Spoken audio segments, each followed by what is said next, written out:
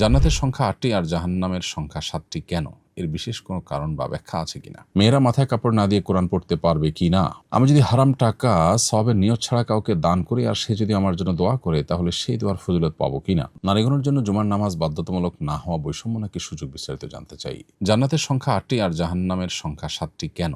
এর বিশেষ কোনো কারণ বা ব্যাখ্যা আছে কিনা? এ বিষয়ে ওলামা ইকরাম অনেকেই অনেক রকমের ব্যাখ্যা করেছেন। এর ভিতরে আল খতিব আশ-শারবিনী রাহিমাহুল্লাহ তিনি সিরাজুল মুনির এর মধ্যে লিখেছেন যে জান্নাতের ৮টির সংখ্যা, জাহান্নামের সংখ্যা, জাহান্নামের দরজা ৭টি হওয়ার, জান্নাতের দরজা 8টি হওয়ার কারণ হলো কয়েকটি। এর ভিতরে একটা উল্লেখ করলেন যে এগুলো সব সম্ভাব্য কারণ। যে একটা হলো যে মানুষের সবচেয়ে বেশি অপরাধ হয়ে থাকে 7টি অঙ্গ দ্বারা। সেই 7টি অঙ্গের মধ্যে একটা হলো চোখ, আরেকটা হলো কান, আরেকটা হলো জিহ্বা, আরেকটা হলো পেট, আরেকটা হলো মানুষের লজ্জাস্থান গুপ্তাঙ্গ, আরেকটা হলো হাত, আরেকটা হলো পাও। এই 7টি অঙ্গ দ্বারা মানুষ মৌলিকভাবে গুনাহগুলো করে থাকে। এজন্য জাহান্নামের দুয়ার 7টি। আর ভালো কাজ এই 7টি অঙ্গ দিয়ে মানুষ করতে পারে, পাশাপাশি অন্তরে শুধুমাত্র নিয়ত করার মাধ্যমেই ভালো কাজ করতে পারে। সেজন্য অন্তরকে যুক্ত করে 8টি ভালো কাজের দুয়ার হওয়ার কারণে জান্নাতের দুয়ারও 8টি। এটা জাস্ট একটা ধারণা আসলে। এর বাহিরে আরো নানা রকমের বক্তব্য ওলামা ইকরামের আছে।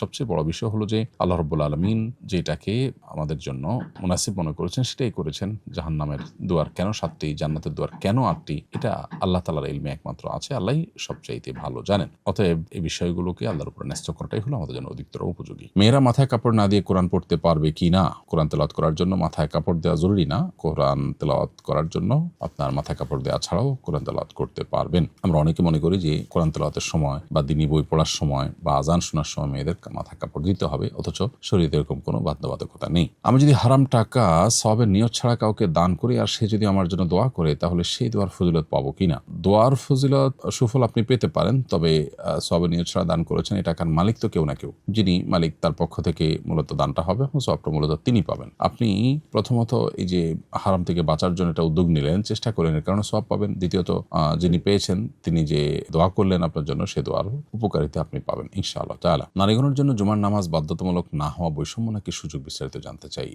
প্রথম কথা হলো যে আল্লাহর কোনো বিধানকে বৈষম্য মনে করা, এটা ঈমান নষ্ট হওয়ার মতো একটি বিষয়। এজন্য এ ধরনের চিন্তা আমাদের মাথায় আসাটাই অনুচিত। আল্লাহ রাব্বুল আলামিন আহকামুল হাকিমিন, তিনি সবচেয়ে ন্যায় বিচারক, তিনি আদল এর সৃষ্টিকর্তা।